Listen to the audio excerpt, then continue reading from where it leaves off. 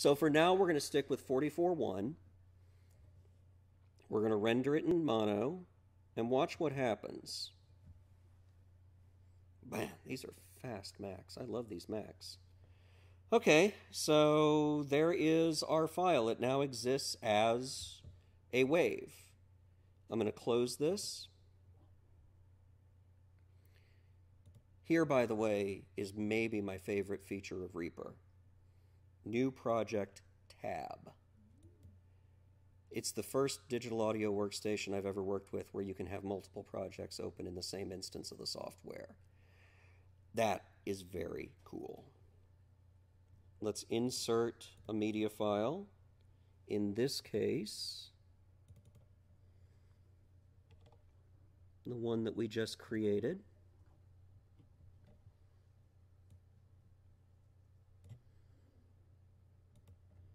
It's actually not as bad as I thought, but there's a fair amount of dynamic range in there. Let's jump ahead on Andy a little bit. Wonderful time of the year. Not quite. We're talking about the summer concert season. And this summer, it's easy to get into the best TTS shows in town because every Friday is Free Ticket Friday. Your chance to see Steely Dan. Are you reeling in the heat? Ray LaMontagne. The Black Keys. I probably took them down too far. And many more. Starting this week, just listen each Friday at 9, 11, 1, 3, and 5 o'clock to call in and score on Free Ticket Friday from Indy's official summer concert station, 92.3 WTTS. Okay, so let's go back to the original session. One of your more powerful tools is what's called the master track. It will show a constant level on the mix. Not quite. We're talking about the summer concert So you can season. kind of identify And this summer, it's easy where to get those into the big best jumps TTS are. shows in town, because every Friday is Free Ticket Friday. Your chance to see Steely Dan. Are you reeling in the heat? Ray LaMontagne. The Black Keys. And many more.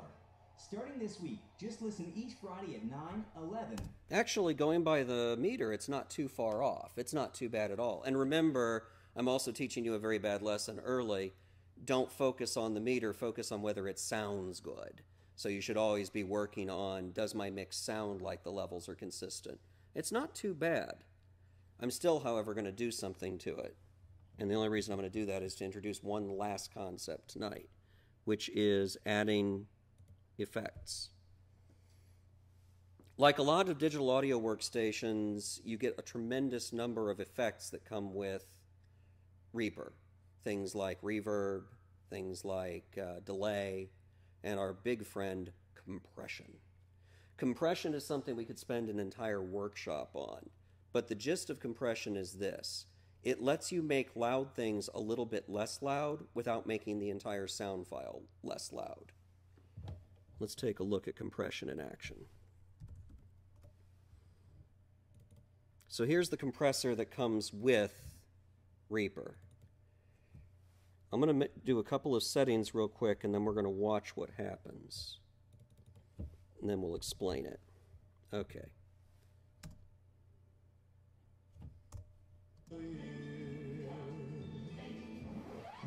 Not quite. We're talking about the summer concert season. You see where that And red this meter summer, is it's easy to jumping? get into the best TTS shows in town because every Friday is Free Ticket Friday. Your chance to see Steely Dan. Are you reeling in the heat? Ray LaMontagne. Okay, here's what's happening with compression.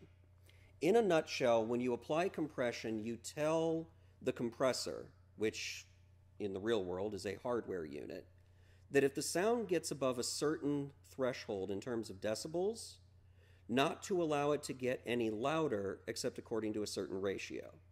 Those were the two settings that I set. The threshold is minus 18 dB.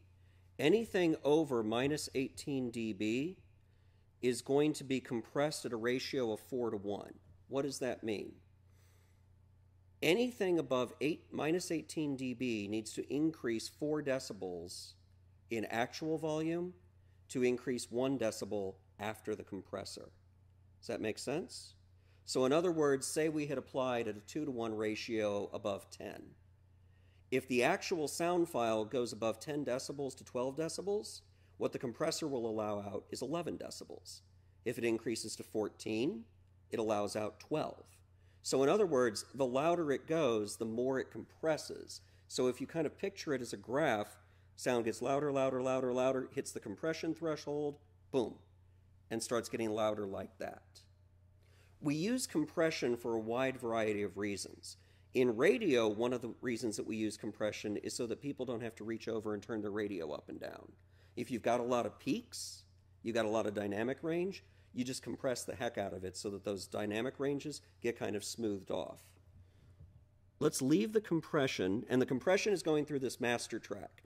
Anything that is happening in any of the individual tracks is going through the master track. If we add compression to the master track, we just added compression to every single individual track. For a future workshop, signal path, the single most powerful thing to learn about sound, period.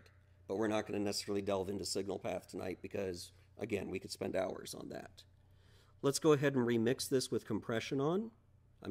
Re-render it, giving it a slightly different name so that we don't overwrite our file.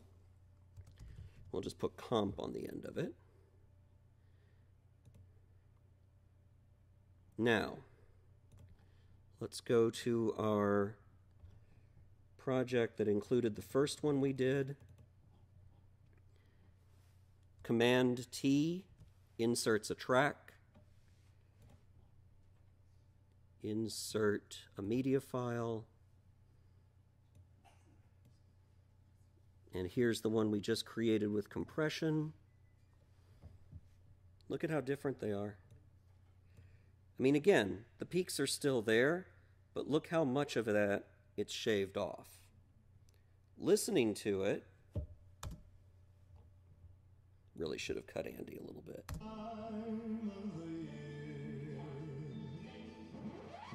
Not quite. We're talking about the summer concert season. And this summer, it's easy to get into the best TTS shows in town because every Friday is Free Ticket Friday. Your chance to see Steely Dan. Look how steady those levels are. The Black Keys. And many more. Starting this week, just listen each Friday at 9. I might not add compression to this promo before I send it to the radio station, and the reason is they're not compressing everything at its source. All radio stations typically run through both a compressor and an expander.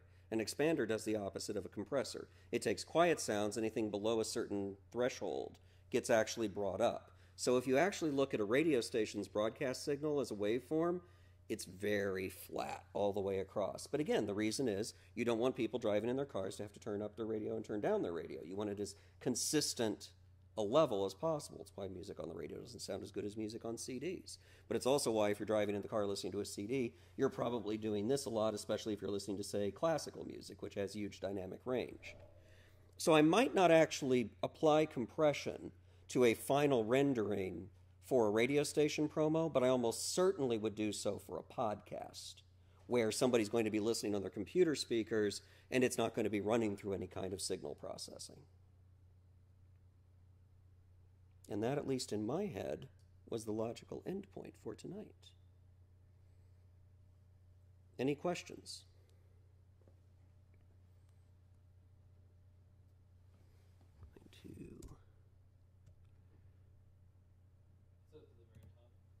Oh, that's right. Thank you.